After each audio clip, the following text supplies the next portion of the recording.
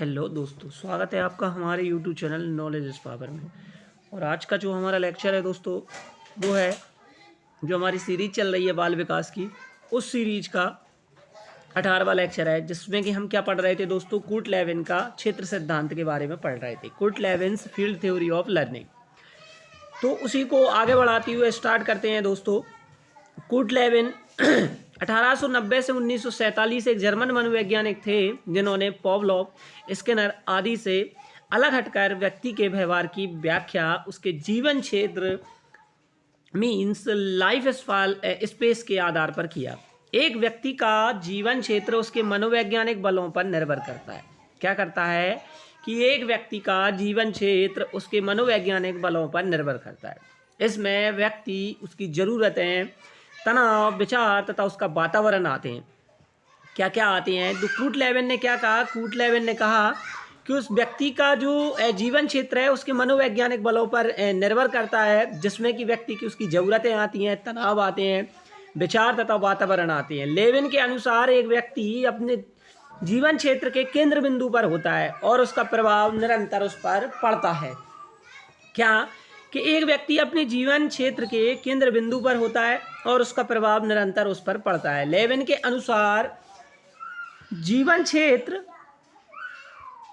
क्षेत्र में होने वाली किसी भी परिवर्तन या परिमार्जन को व्यवहार्य अधिगम कहते हैं। मतलब कि जीवन क्षेत्र में होने वाली किसी भी परिवर्तन या परिमार्जन को व्यवहार्य अधिगम कहते हैं। बिहेवियर और learning means any change of और मॉडिफिकेशन इन लाइफ स्पेस। वातावरण का तात्पर्य प्राकृतिक, सामाजिक और मनोवैज्ञानिक वातावरण से है, जिसमें व्यक्ति लगातार संघर्ष करता रहता है तथा उससे प्रभावित होता है।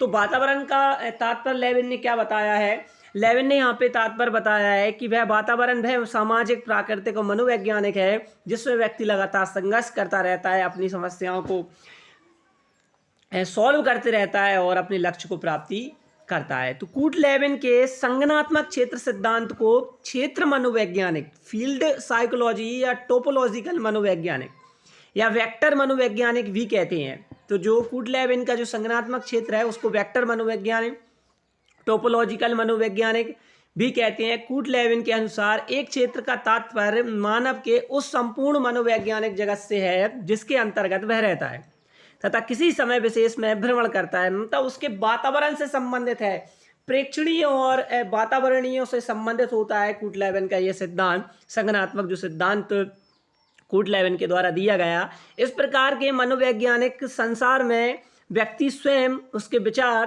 तत्व, धारणाएं, कल्पनाएं, विश्वास तथा इच्छाएं आती हैं। यह क्षेत्र प्रत्येक व्यक्ति के लिए अलग अलग होता है दोस्तों। क्या होता है? यह क्षेत्र प्रत्येक व्यक्ति के लिए क्या होता है? अलग अलग होता है। लेविन के अनुसार व्यक्ति के अपने कुछ आंतरिक बल या कुछ आवश्यकताएं होती हैं, जबकि क्षेत्र के अपने कुछ दबाव और खिंचाव या मांग होती है, जो परस्पर एक दूसरे के साथ क्या करते हैं? अंतःक्रिया करके एक दूसरे को प्रभावित करते रहते हैं। व्यक्ति क्षेत्र के जिन खिंचावों या बलों के प्रति अनुक्रिया करता है, वैसे ही व्यक्ति का जीवन क्षेत्र कहते हैं। प्रत्येक व्यक्ति की कुछ आवश्यकताएं, आकांक्षाएं होती हैं, जो व्यक्ति के व्यवहार की दिशा में निर्धारित करती हैं तथा वह दिशा व्यक्ति को लक्ष्य की ओर मोड़ देती हैं, जो व्यक्ति में तनाव उत्पन्न करती है। जब तक अवरोधों को पार करके लक्ष्य प्राप्त नहीं कर लेता, तब तक उसे पूरा करने के लिए निरंतर क्या करता रहता है? प्रयत्नशील रहता है। लक्ष्य प्राप्ति के पश्चात व्यक्ति पुनः अपने वातावरण में लौट आता है, जब तक कि उसे पुनः नई आकांक्षा या आवश्यकता उत्पन्न न हो जाए। तो क्या कह रहे हैं कि व्यक्ति जिस वातावरण में रहता है, उस वातावरण में उसकी कुछ आवश्यकताएं और कुछ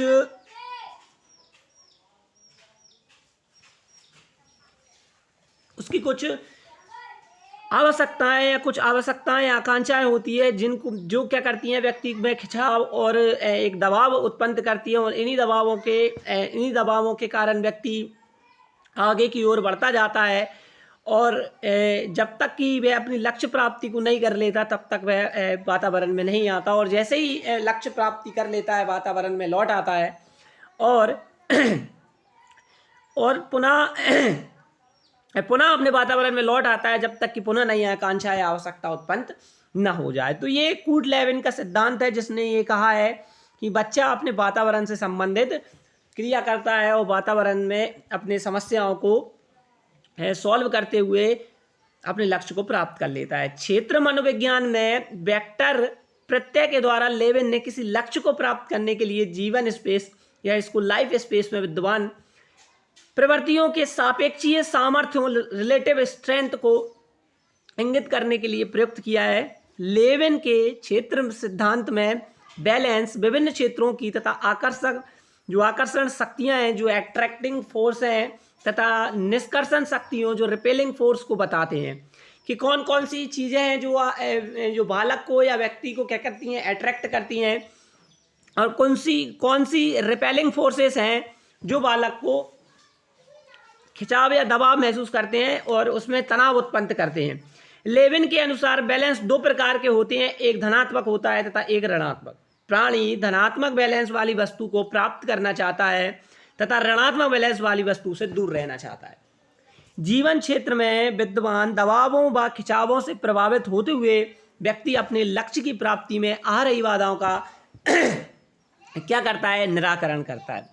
बार बार की सफलता से व्यक्ति का आकांक्षा स्तर ऊपर उठता है तथा बार बार की असफलता के आकांक्षा स्तर नीचे गिरता है।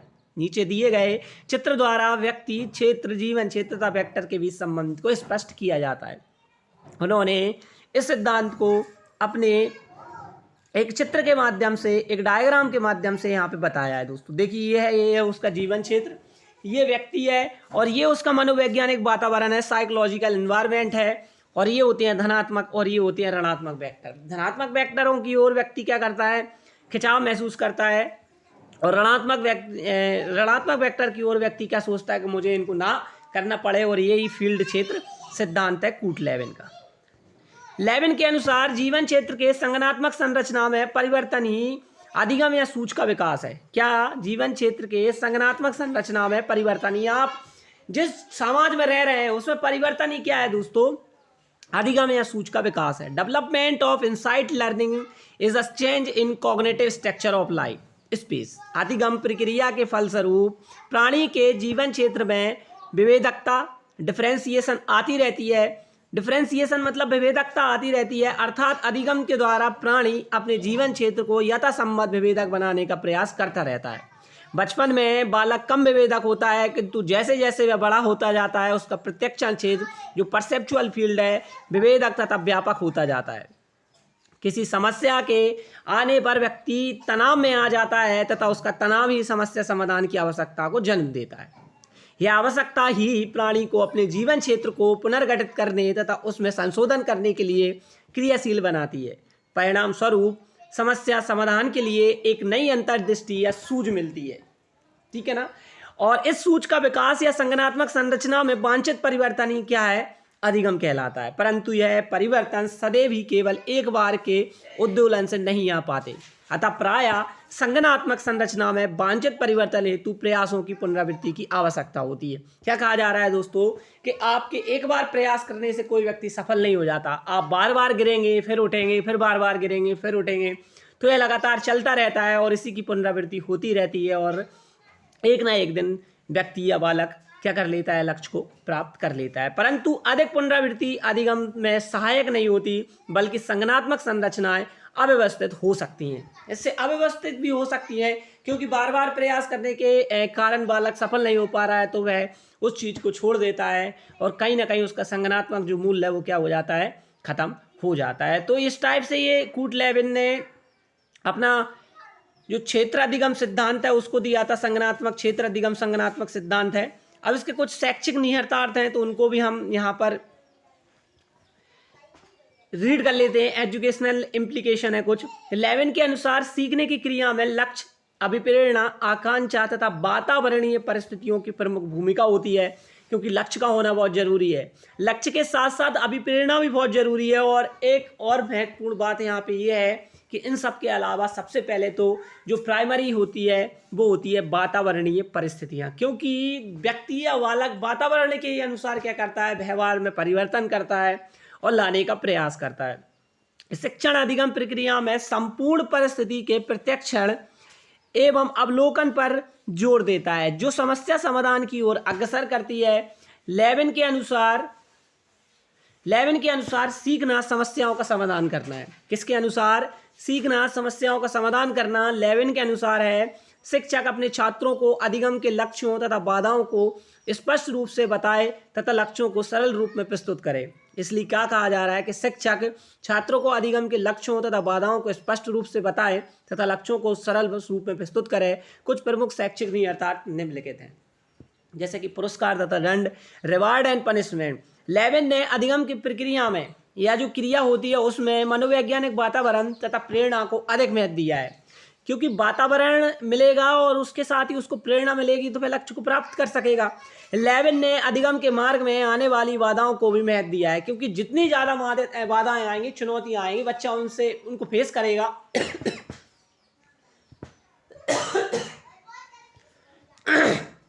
उनको फेस करेगा और आगे बढ़ेगा।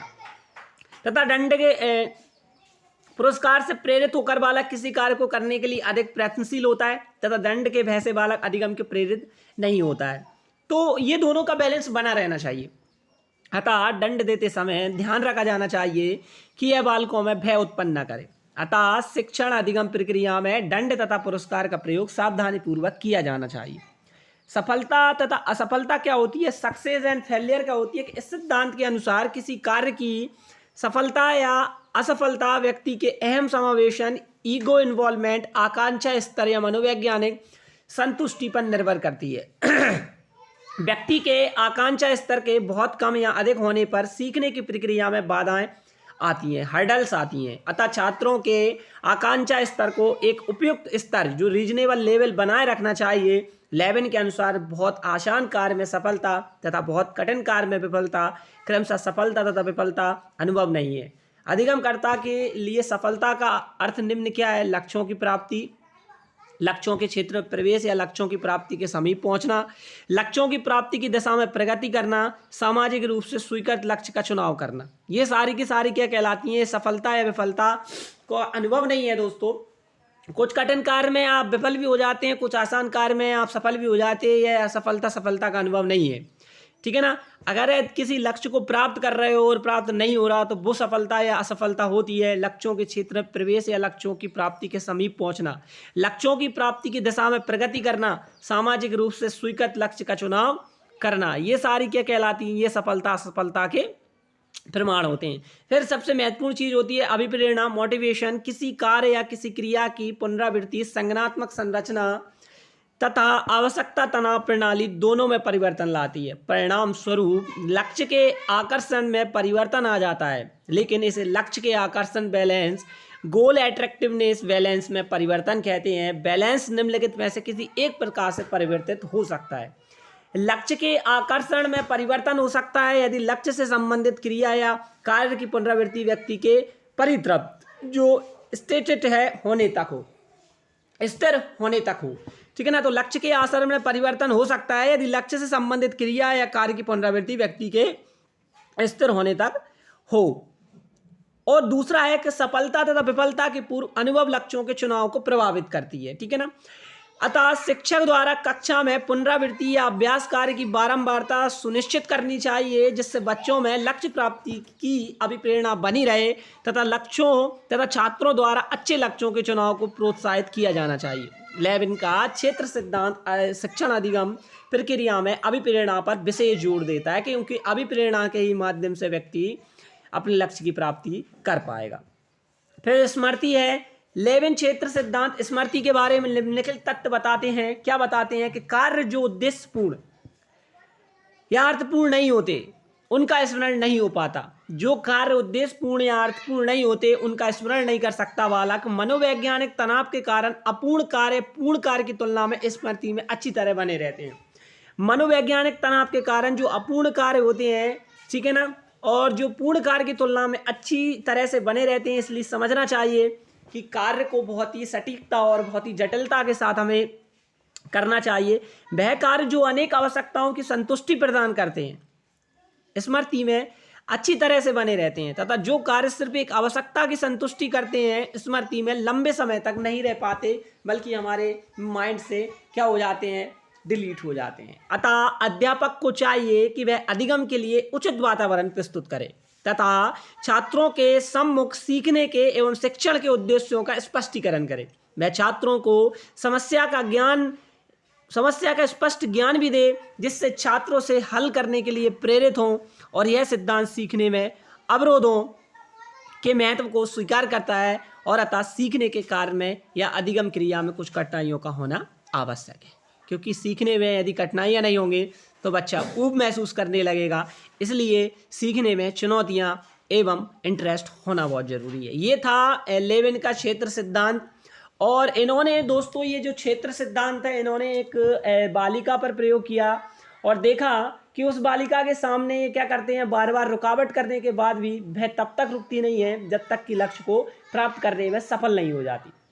जिस प्रकार से बालिका के सामने बाधाएं आने पर भी वह उनका मुकाबला करती हुई निश्चित मंजिल तक पहुंचती है, ठीक उसी प्रकार से सामाजिक वातावरण के धरातल पर प्रत्येक व्यक्ति के सामने कठिनाइयां आती हैं। लेविन के अनुसार सामाजिक वातावरण के धरातल पर बाधाओं का मुकाबला करते हुए अपने लक्ष्य तक पहुंचना ही जीवन विस्तार है।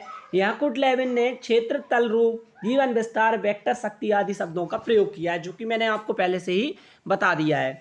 ठीक है ना। तो ये जर्मन मनोवैज्ञानिक थे, ये भी हम सीख चुके हैं। और इन्होंने जो सिद्धांत दिया था, प्रेक्षणीय वातावरणीय व्यवहार को विशेष महत्व प्रदान करता है, और इसी सिद्धांत को संज्ञानात्मक क्षेत्र अधिगम सिद्धांत भी कहते हैं। इन्होंने जो क्षेत्र अपना जो सिद्धांत प्रस्तुत किया था वो एक बालिका पर दिया था, और यह सिद्धांत लेने वाले या प्रयास नहीं करने वाले व्यक्तियों को बोझ की तरह मानता है। यह सिद्धांत निरंतर बढ़ते रहने की सीख देता है। इस सिद्धांत में सामाजिक वातावरण एवं विशेष चुनौतियों को समझकर सीखने पर बल दिया गया है। इसकी कुछ उपाय देता है कि बाधाओं से मुकाबला करते हुए निरंतर बढ़ते रहने की सीख मिलती है। प्रेक्षण के द्वारा सीखने पर भी जोर देता है। यह सिद्धांत जोखिम लेने की शक्ति देता है, सामाजिक वातावरण से सीखने पर बल देता है। यह सिद्धांत आत्मविश्वास को पैदा करता है। और कुर्ट लेविन ने 1946 में सामाजिक शोध के क्षेत्र में क्रियात्मक अनुसंधान को भी अपनाया था। ठीक है ना। तो ये था कुर्ट लेविन का सामाजिक संज्ञानात्मक सिद्धांत, जो कि हमने बड़ी डिटेल और बड़ी सरलता के साथ तो समझने का प्रयास किया। तो वीडियो अच्छी लगी हो दोस्तों तो लाइक करें, सब्सक्राइब करें, शेयर करें, जिससे कि ज़्यादा से ज़्यादा लोगों को यह वीडियो प्रोवाइड हो सके और वह अपनी तैयारी में और अच्छा कर सकें। थैंक यू, धन्यवाद। मिलेंगे नेक्स्ट लेक्चर में।